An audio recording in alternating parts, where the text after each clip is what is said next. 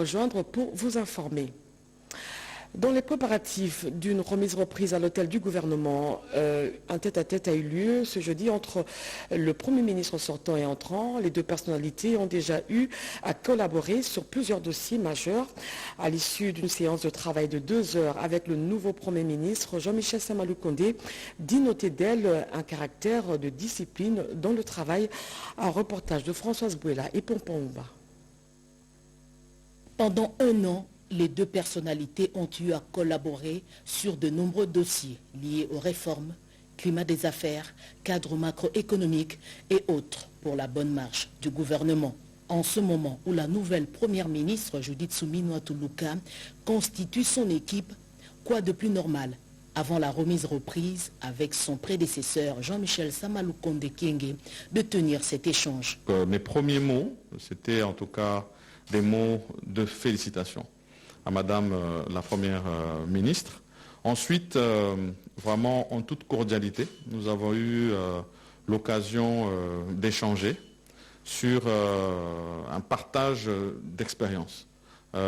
Ayant été à la même fonction portée par son Excellence Monsieur le Président de la République, on s'entend pour la législature passée, donner ce qu'avait été mon expérience pour qu'elle puisse y tirer, en tout cas, les points positifs qui vont l'aider dans les prochaines étapes qui l'attendent. Dans plusieurs camps politiques, cette nomination a créé un effet surprise.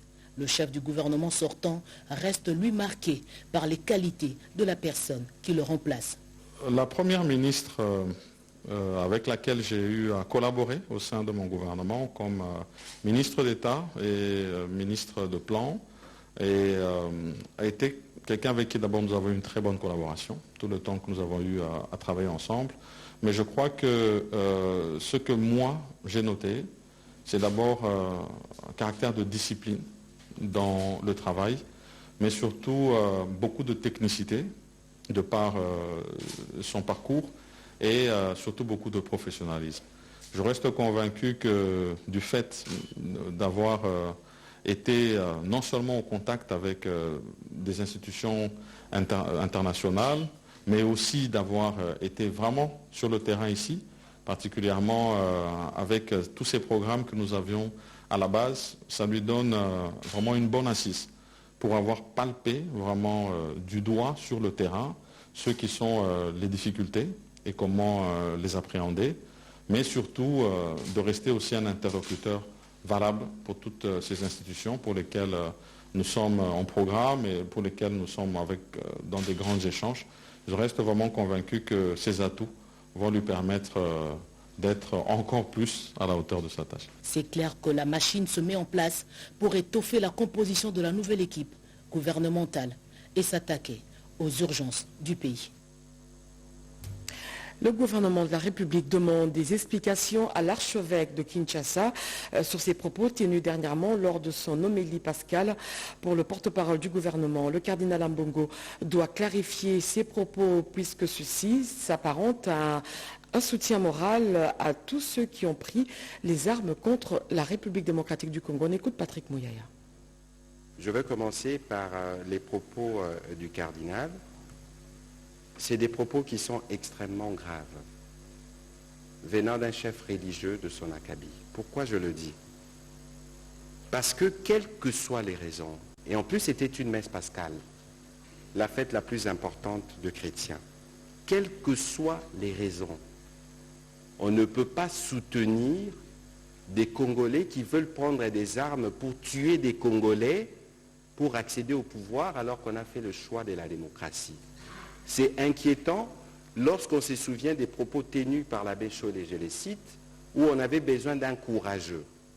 Est-ce que les fameux courageux a été trouvé par l'Église catholique, entre guillemets, parce qu'il ne faut pas faire d'amalgame, et pour qui on a besoin de légitimer, parce que les mots du cardinal, j'espère qu'il fera une clarification, peuvent être perçus comme un encouragement, comme un soutien moral à ceux qui choisissent de prendre les armes pour penser conquérir le pouvoir alors que nous sommes dans un cycle depuis 2 ans qui veut que nous puissions sortir de cela.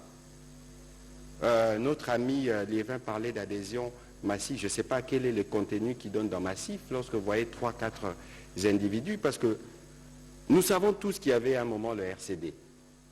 Nous avions vu toutes les têtes couronnées du RCD. Où est-ce qu'ils sont aujourd'hui? Du CNDP.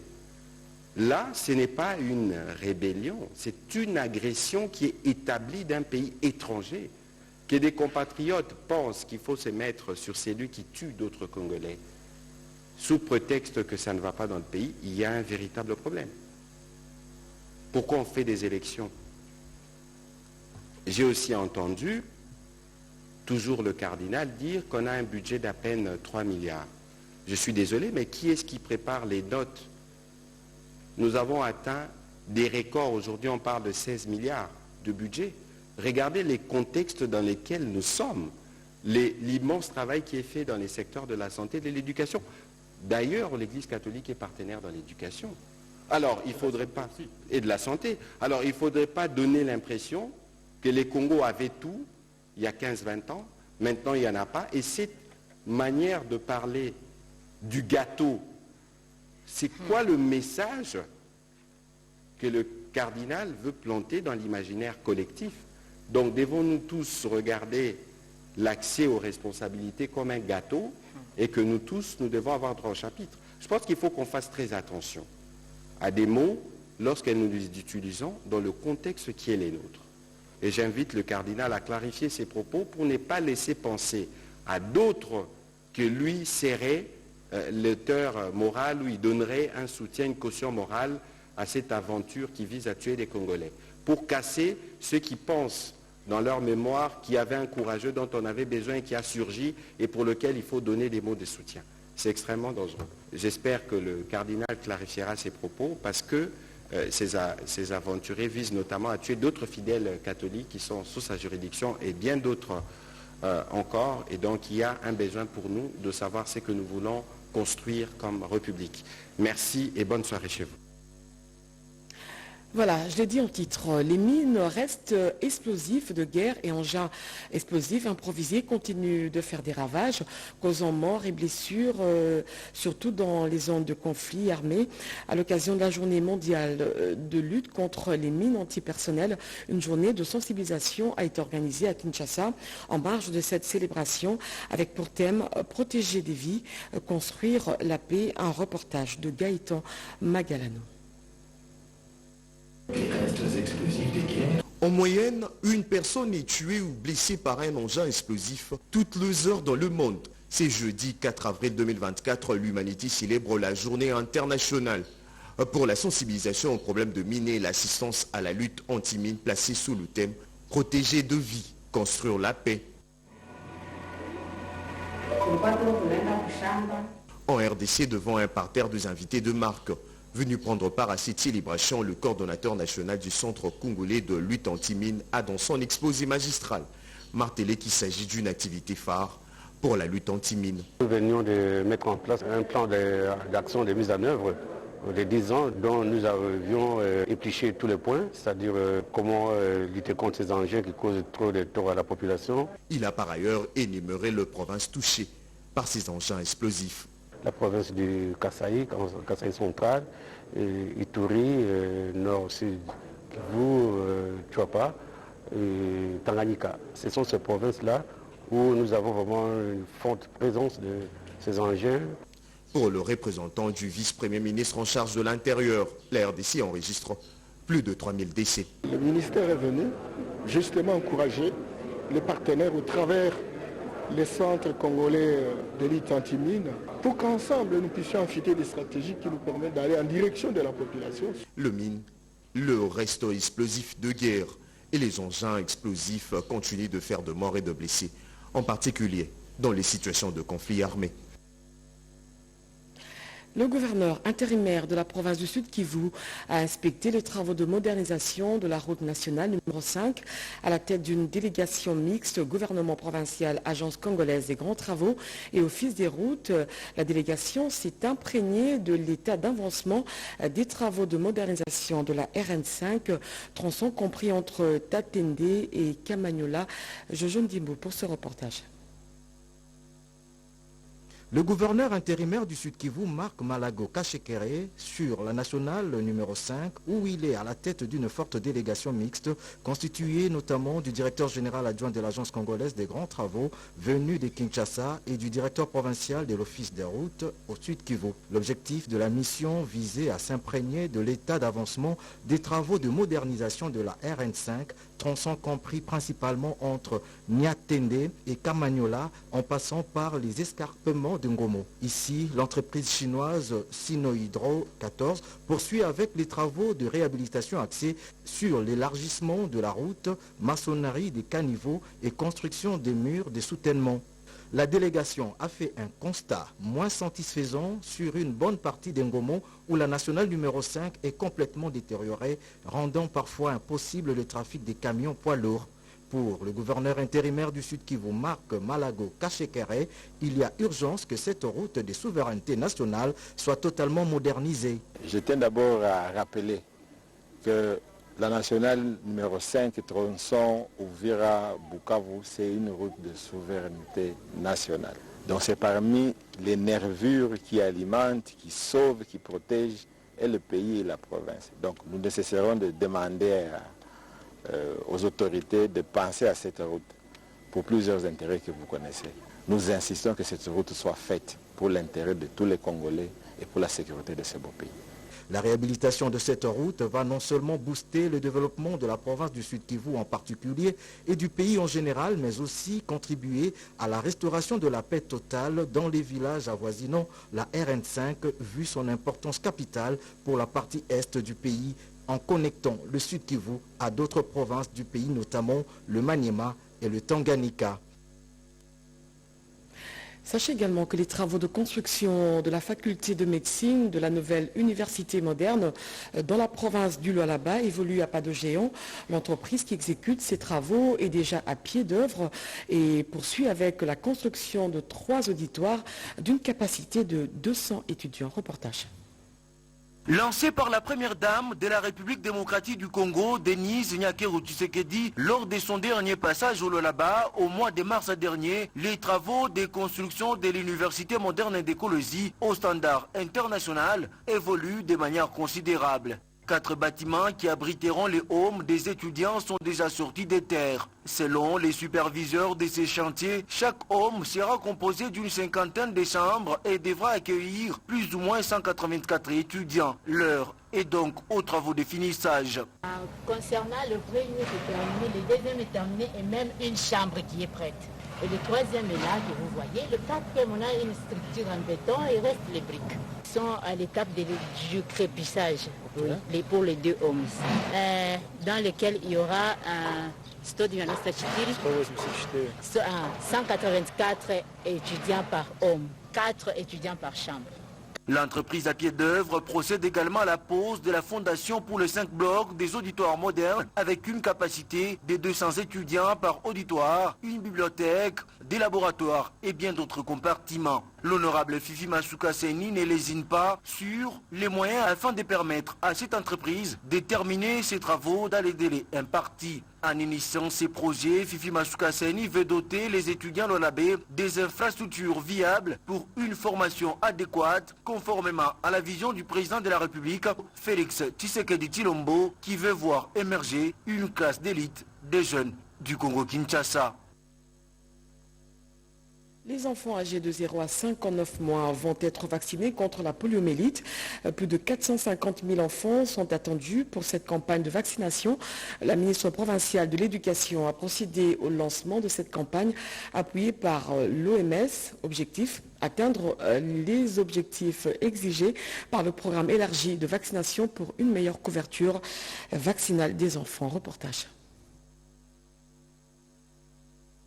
Le ministre provincial en charge de l'éducation, le professeur Géry Montote, qui assure l'intérim de Madame le gouverneur en mission, vient de procéder au lancement officiel de la campagne de vaccination contre la poliomyélite première phase. Ce mercredi 3 avril 2024, devant la salle polyvalente Paul Maurice de la commune de Pongonzoli. Le gouverneur à l'intérim a expliqué les bien fondés de la vaccination contre la poliomyélite et les conséquences néfastes que pourraient subir les enfants à cause de la négligence de leurs parents.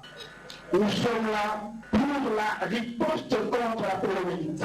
Et nous savons que c'est une maladie qui en soi n'a pas de médicaments. Et le seul moyen de faire face contre cette maladie, c'est la vaccination. C'est pour cette raison que nous y sommes. Voilà pourquoi nous interpellons tous les parents de pouvoir répondre positivement à cette campagne de vaccination.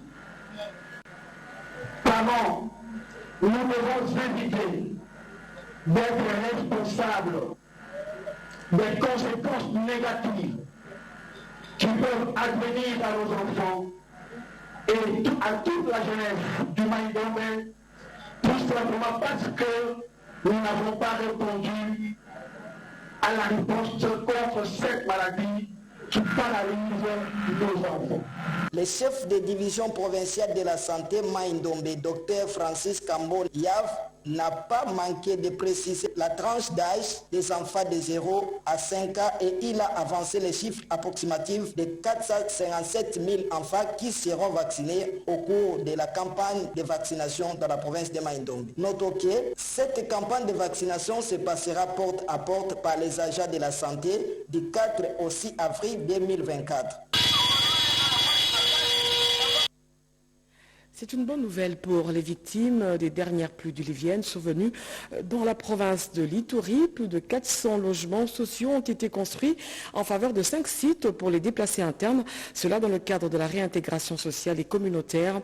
La cérémonie de remise de ces logements aux déplacés a été présidée par le vice-gouverneur de la province de l'Ituri, Junior Selemani.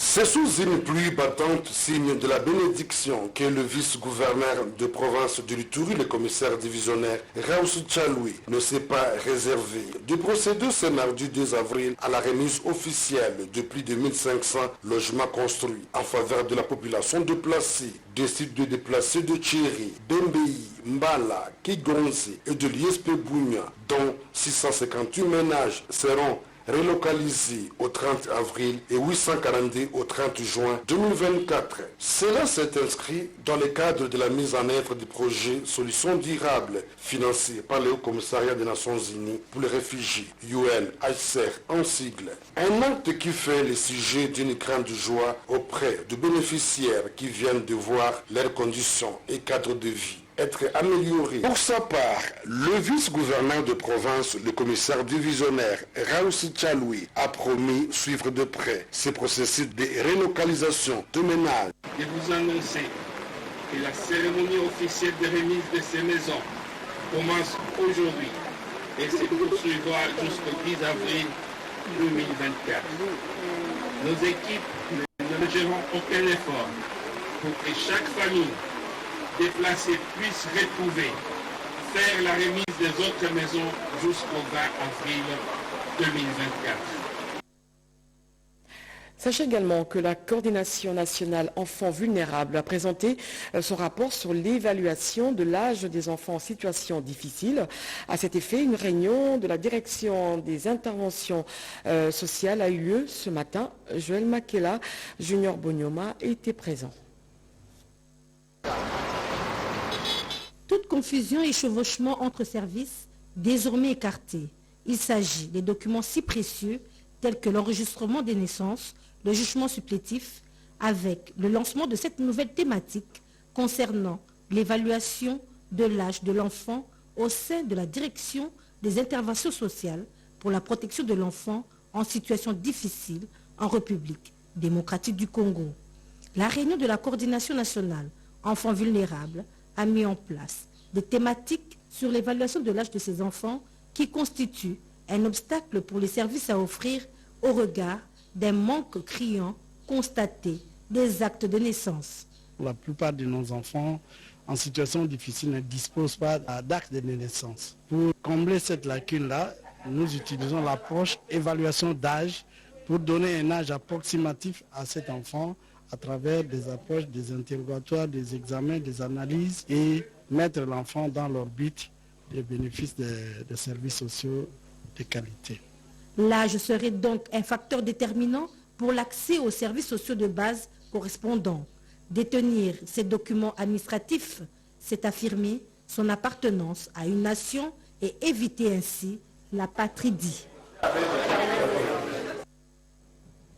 Un protocole d'accord a été signé entre l'Institut technique médical de la ville de Kisangani et l'Université de Kinshasa. Ce protocole prévoit la formation des futurs assistants médicaux. Grâce Maosso pour ce reportage.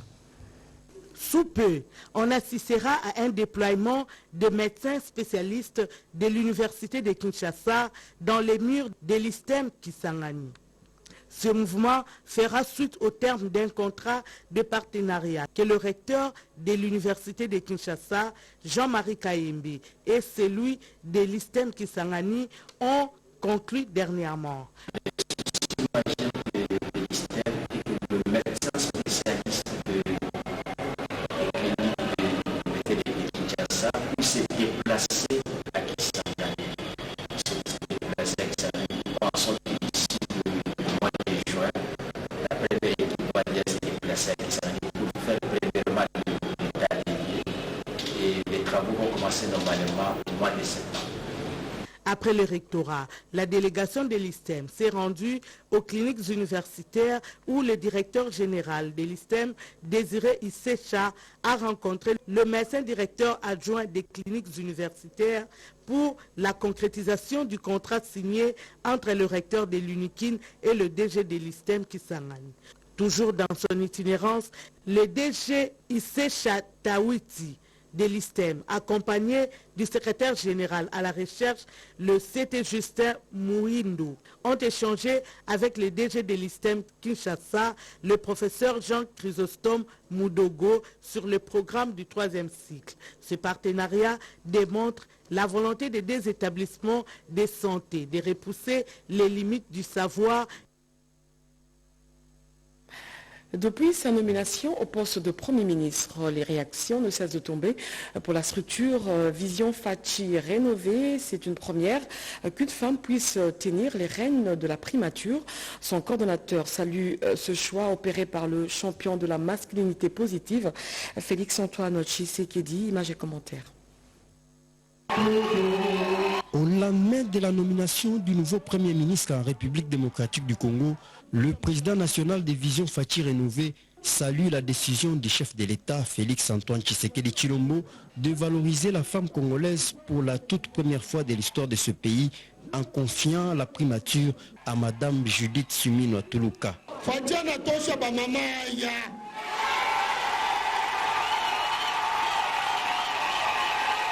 Au cours de cette matinée politique hebdomadaire tenue ce mercredi 3 avril 2024 avec le cadre des bases de son parti à Lubumbashi, Kalim Bouyi a réitéré son soutien au ticket de l'Union sacrée de la nation à différents postes de responsabilité politique dans le Haut-Katanga. À l'exécutif provincial, seuls Jacques Kabula Katoué et Martin Kazembe Choula, comme gouverneur et vice-gouverneur, sont des personnes les plus convenables pour diriger la province du Haut-Katanga, au regard notamment de leur loyauté à la vision du chef de l'État. Vision Fachi rénovée reste donc déterminée à soutenir Jacques Kabula pour la réussite de son mandat. Une autre réaction, c'est celle de Doli Tshilombo, élu de la Tchangou, qui lui aussi salue le choix du président de la République et attend du nouveau locataire de la primature plusieurs réformes dans différents secteurs. Regardez. Judith Tuluka Suminwa est à l'honneur. Le choix du président de la République, Félix-Antoine Tshisekedi Tshilombo, sur sa prestigieuse personne ne retient pas les éloges des compatriotes qui souhaitent voir la femme occuper les postes de commandement. La députée nationale Doli Tshilombo s'en réjouit. Nous voulons tout d'abord remercier le chef de l'État qui aujourd'hui encore promeut la femme, qui nous valorise, j'aimerais dire, parce que d'aucuns disent que la femme ne vaut rien, la femme n'est pas capable. Et aujourd'hui, il montre à la surface du monde entier. Et je pense que cette nomination a fait parler partout dans le monde, parce que, étant la première de la sorte en République démocratique du Congo, Madame la Première ministre, Madame Judith Tuluka Suminwa, ce que nous pouvons lui souhaiter, en tout cas, c'est de continuer de travailler comme elle a toujours fait jusqu'ici, en s'améliorant, en perfectionnant, en donnant encore le meilleur de ce qu'elle a. Nous avons confiance en elle. Nous savons qu'elle va porter très haut et très loin ce pays par des nouvelles réformes, par la mise en place, par l'application de sa vision pour le développement de notre pays. Elle a parlé du social et surtout de pouvoir agir par rapport à la guerre qui se trouve dans l'est du pays. Et nous savons qu'elle va agir comme il se doit pour pouvoir travailler sur ces deux axes-là. Tout ce que nous souhaitons, c'est de se concentrer dessus et de mettre toute son énergie, sa force, ses compétences, son intelligence, bien sûr, par la grâce du Seigneur, pour pouvoir atteindre cet objectif-là. Doli Chilombo implore les bons dieux afin que les mandats de la première ministre laissent des empreintes indélébiles dans l'histoire de ces pays à dimension continentale. Et dans la province du Nord Kivu, les activités liées à la célébration du mois dédié à la femme pour sa lutte contre les inégalités sociales s'est clôturée à l'université de Goma. Les étudiants de cette alma mater ont été sensibilisés sur une autoprise en charge. Regardez. L'Université des martyrs du Congo, à travers son centre CEPAS, continue à célébrer le mois dédié à la lutte pour la promotion des droits de la femme. Ce mardi 2 avril 2024 à Goma, la femme congolaise face aux enjeux de la défense de la patrie et la stabilité socio-économique pour le maintien de la paix, c'est le thème au centre de la réflexion à laquelle ont pris part plusieurs autorités. À l'occasion, le Centre pour la promotion professionnelle et action sociale CEPAS UNIM a lancé les activités basées sur 4 axes. La didactique, la santé, juridique et économique pour l'autonomisation durable. La coordonnatrice de ce centre, Madame Magalano Marie-Solange, a invité la population congolaise à penser aux orphelins, veuves et enfants des militaires et policiers souvent oubliés. Nous avons jugé bon qu'on donne un peu de détails sur ces thèmes parce que nos bénéficiaires, ce sont les orphelins de militaires. Nos bénéficiaires, ce sont les dépendants des orphelins de militaires, entre autres leurs épouses. C'est une catégorie de personnes négligées. C'est une catégorie de personnes discriminées. Un martyr qui donne sa vie au compte des autres. Un héros qui donne sa vie au compte des autres. Et que sa descendance n'est pas prise en charge, ce n'est pas du tout bon. Nous avons jugé bon de mettre en place quelques activités dans le cadre de l'université. Ici est de signaler que des vivres et non-vivres ont été distribués aux veuves et orphelins de militaires et policiers ainsi que les femmes des blessés de guerre. Une expression d'amour de cette université à cette catégorie.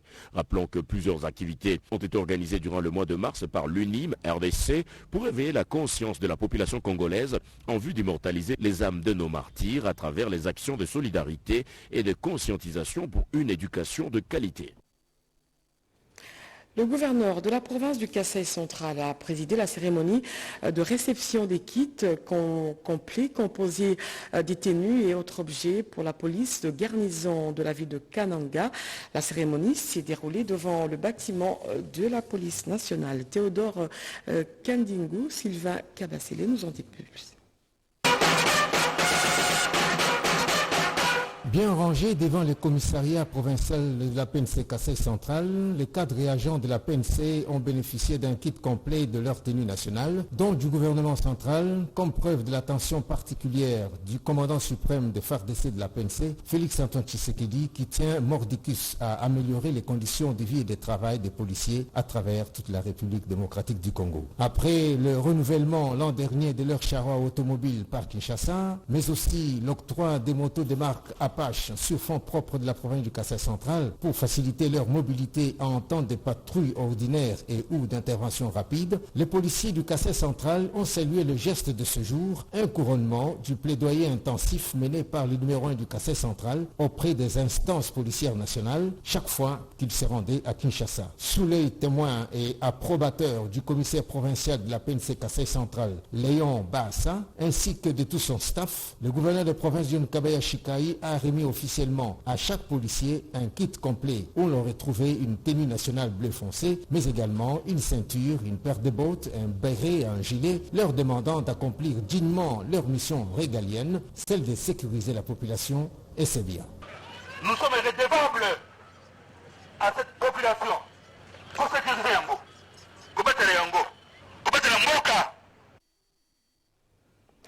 Et dans la province du Maniema, le gouverneur a procédé plutôt à la signature d'un arrêté portant sécurisation des patrimoines de la communauté Kébeja, une décision saluée par la population et les administrés en particulier. Regardez.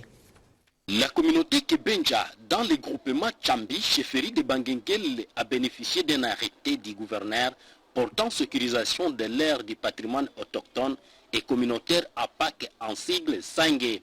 La cérémonie de remise de cet arrêté s'est organisée le dimanche 24 mars 2024 à Olou sous la supervision du conseil principal du gouverneur en charge des questions juridiques, administratives et environnementales, Maître Saleh Abbassi Bin Saleh.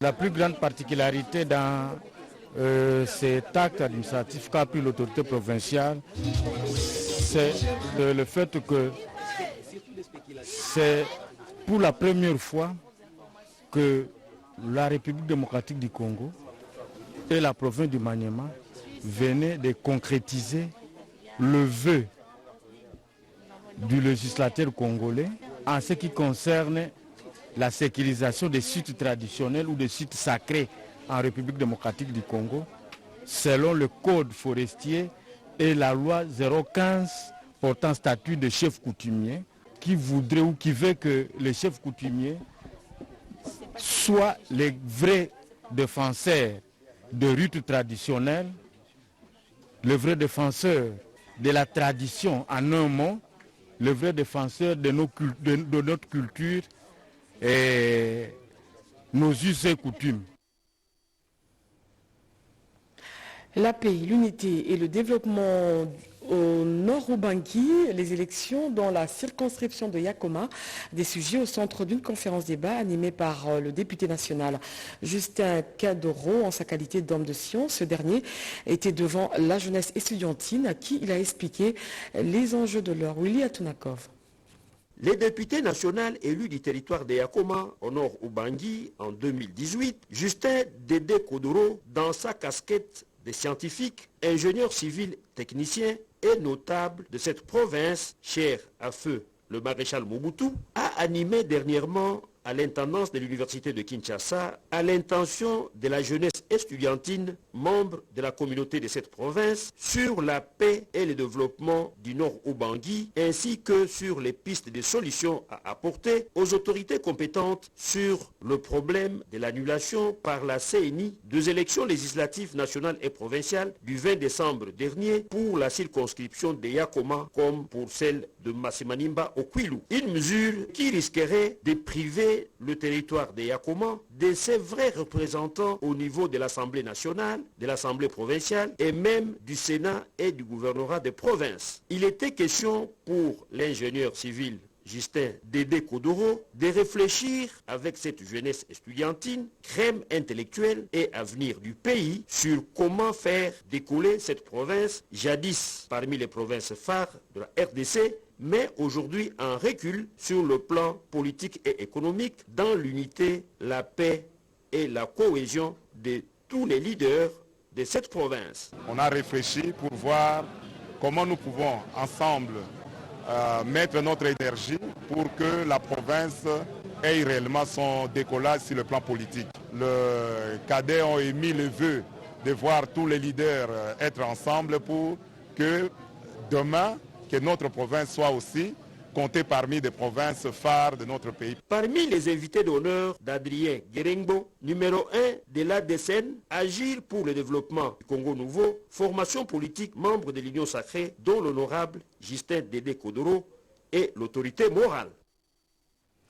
Et puis ce communiqué, avant de boucler ce journal, le greffier en chef du Conseil d'État porte à la connaissance du public que le Conseil d'État, section du contentieux siégeant en matière des contentieux électoraux, en appellera à son audience publique dès ce vendredi 5 avril 2024. Les affaires ci-après, REA 334 en cause, Alliance pour le triple A et allié AB en sigle, le parti politique MLC, circonscription électorale de Guémena, REA 311 en cause le parti politique MLC, le regroupement politique FDCA.